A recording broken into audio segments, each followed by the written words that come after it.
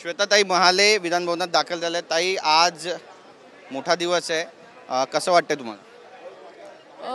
अतिशय आनंद होत आहे की आपल्या देशाचे पंतप्रधान आदरणीय मोदीजींच्या शुभ हस्ते या ठिकाणी आपल्या देशाला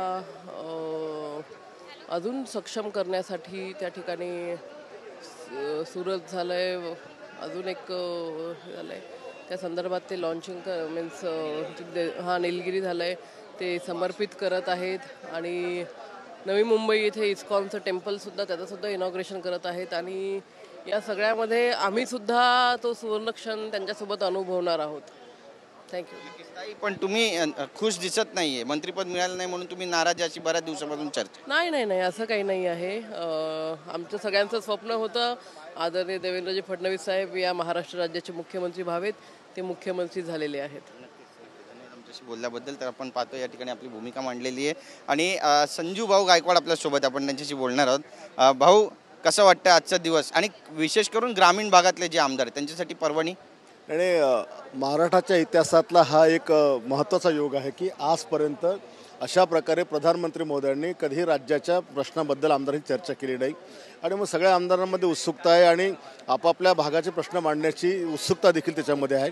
आणि या चर्चेतनं असं वाटतं की महाराष्ट्राच्या हिताचे चांगले निर्णय त्या ठिकाणी होतील. धनंजय मुंडे नाही येणार आहेत, मग बऱ्याच चर्चा पण जळत आहेत की ते का नाही आले. बीडच्या प्रकरणाशी पण हा संदर्भ जोडला. त्यांनी जे स्पष्टीकरण दिलंय की आज त्यांच्याकडे व्यापाऱ्यांचा बेमुदत बंद आहे, कुठेही कायदा सुव्यवस्थेचा प्रश्न निर्माण होऊ नये म्हणून ते त्या ठिकाणी जातीनं हजर आहेत. नक्की. तुमच्या मतदारसंघातले काही प्रेझेंटेशन तुम्ही देणार आहेत मोदींसमोर? मी काल 3 विषय आम्ही लेखी दिलेले आहेत आणि संधी मिळेल तर मी ते मांडणार आहे. नक्कीच. पण सर्व आमदारांसाठी किती मोठा दिवस आहे, कारण बसेस दाखल झालेल्या आहेत. अशीच बस मग आठवते गुवाहाटीला गेली होती. या बसेस गुवाहाटीला नाही, ह्या बसेस या देशाचे प्रधानमंत्री आदरणीय मोदी साहेबांच्या चर्चेकरता जाणार आहेत. नक्कीच. धन्यवाद आमच्याशी बातचीत केल्याबद्दल. कॅमेरा पर्सन योगेश गुरवचा, गिरीश गायकवाड, TV9 मराठी, मुंबई.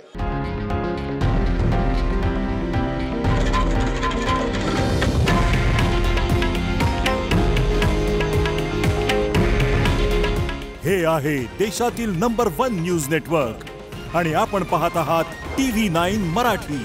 काळजी तुमची, हित महाराष्ट्राचं.